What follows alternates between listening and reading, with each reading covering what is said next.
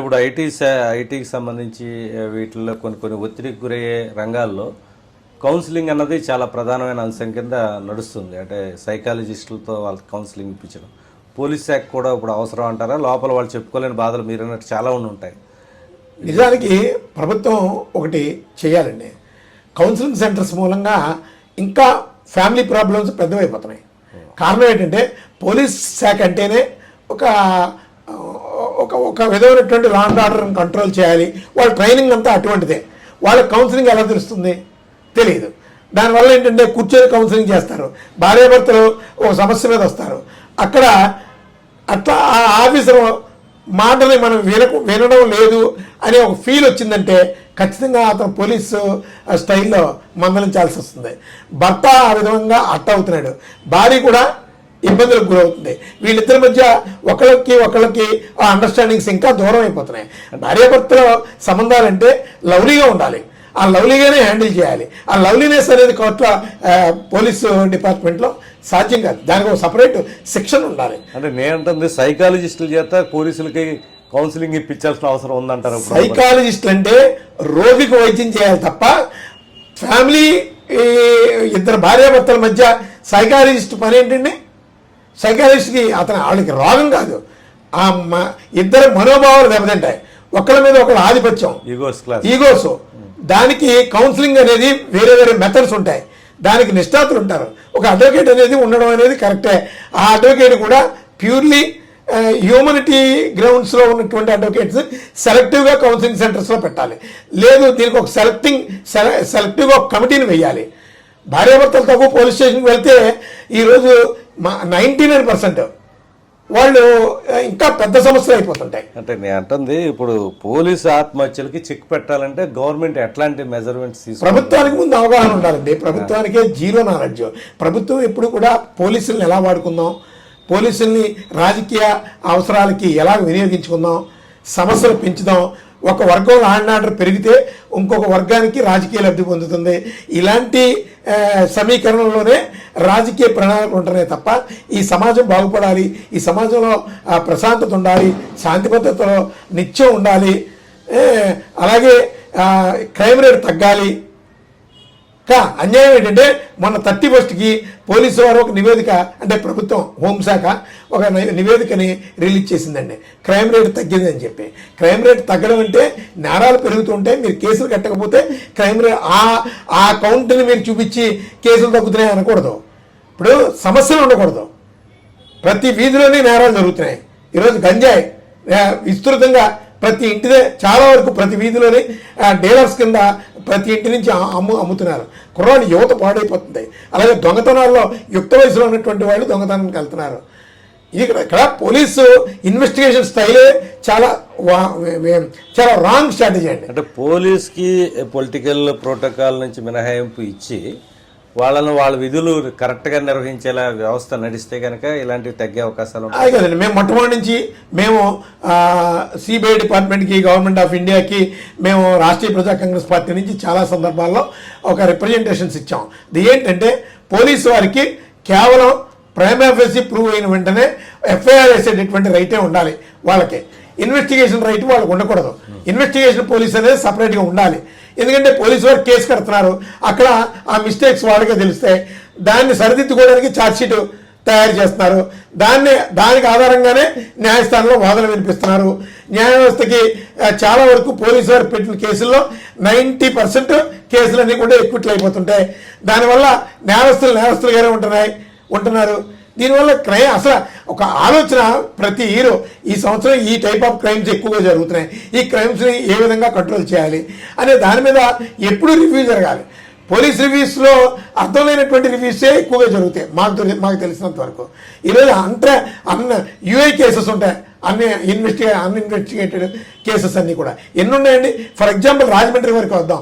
ఈ రాజమండ్రిలో సుమారు 20 ఏళ్ల క్రితం సబ్బార్ పేర్రాజు అనే అతన్ని చెప్పేశారు. దాని మీద కేసు ఉంది, పెండింగ్ ఉంది. ఏమైంది? ముద్దాయిలు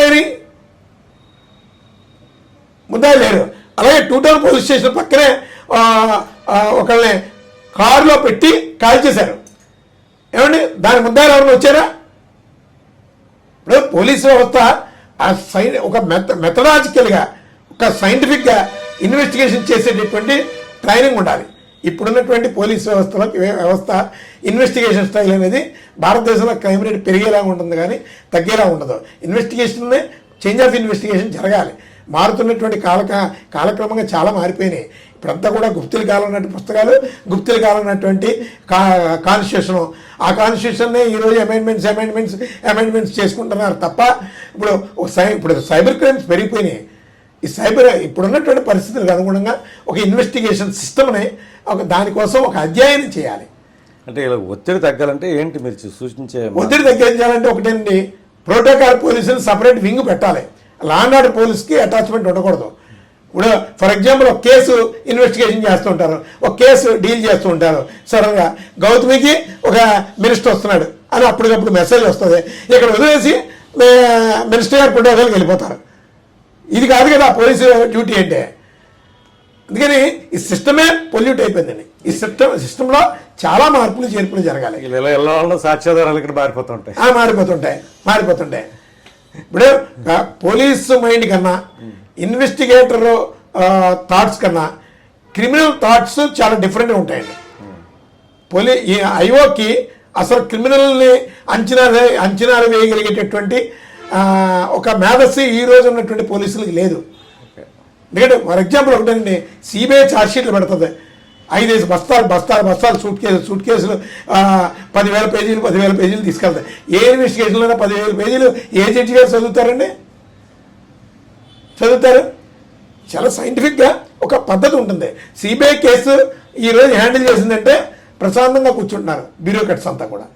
ఎందుకంటే తేలదు, జీవితాలు వెళ్ళిపోతున్నాయి. అలాగే పోలీసు వారు కేసు పెట్టారంటే కోర్టుకు వెళ్ళిందంటే నాకు తెలిసి ఒక కేసు, నాకు తెలిసినటువంటి కేసు ఒకటి ఉందండి. పాపరదావా, సివిల్ కేసుల్లో పాపరదావా అంటే జస్ట్ వాడు ఆర్థికంగా చితికిపోయి ఉన్నాడు. వాడు కేసు ఫైల్ చేసుకోవడానికి కోర్టుకి స్టాంప్ డ్యూటీ కట్టేటటువంటి స్థితి లేదు వాడికి. ఐపీ కూడా కాదు. అంటే నాకు ఎగ్జామ్షన్ ఇవ్వండి స్టాంప్ డ్యూటీకి, నేను కేసు గెలిచిన తర్వాత కడతాను అని హైకోర్టు వారు పర్మిషన్ తీసుకున్నారు. హైకోర్టు పర్మిషన్ ఇచ్చింది. అలాగే హైకోర్టు పర్మిషన్ ప్రకారం ఇతను నిజంగా పాపరా కాదా అనేది ఇక్కడ లోకల్ కోర్టు ఏం చేస్తుందంటే కన్సర్న్ తహసీల్దార్కి ఒక రిపోర్ట్ పెట్టమన్నట్టు. తహసీల్దార్ గారి నివేదిక కూడా ఇతను బాగా పూరు, తినడానికి తిండి లేదు, పడుకోవడానికి ఒక చాప తప్ప ఏమీ లేదు అని వాళ్ళు నివేదిక ఇచ్చారు. ఇచ్చిన వెంటనే ఆ కేసు ఎన్నాళ్ళు పడుతుందండి సహజంగా? అలాంటి కేసు అంటే అది హక్కు తేల్చే కేసు కాదు. జస్ట్ నువ్వు ఆర్థిక స్థోమత ఉందా లేదా, హైకోర్టు డైరెక్షన్ ఉంది. ఎంఆర్ఓ గారు రిపోర్ట్ ఫైల్ చేశారు. ఏమండి ఈ రాజమండ్రి కోర్టులో 8 ఏళ్ళు పట్టిందండి. 8 ఏళ్ళు పట్టింది. పాపరా కాదు. పైగా ఆ 8 ఏళ్ళకు కూడా తేల్చినటువంటిది ఏంటంటే మెరిట్స్, మరి డిపెండ్స్ అపాన్ మెరిట్స్ వాళ్ళు ఏ విధంగా ఆలోచించారు, కేసు కొట్టేశారు. హైకోర్టు డైరెక్షన్ని పక్కన పెట్టేశారు, ఎంఆర్ఓ రిపోర్ట్ని పక్కన పెట్టేశారు. కేవలం ఆ కేసు యొక్క పర్యావసం ఏంటంటే వాడు పేదవాడా కాదా అని తేల్చేసింది తహసీల్దార్ తేల్చేశారు. హైకోర్టు వారు అతన్ని కన్సిడర్ చేయండి అని చెప్పి ఒక డైరెక్షన్ ఉంది. మరి ఏం చెప్తారు న్యాయం? ఈ భారతదేశంలో అత్యంత ఖరీదైనటువంటిది న్యాయం అయిపోయింది. న్యాయం పొందాలంటే చాలా భారీ స్థాయిలో డబ్బు ఉండాలి. చట్టపరమైన హక్కు పొందాలంటే అడుక్కోవాలి.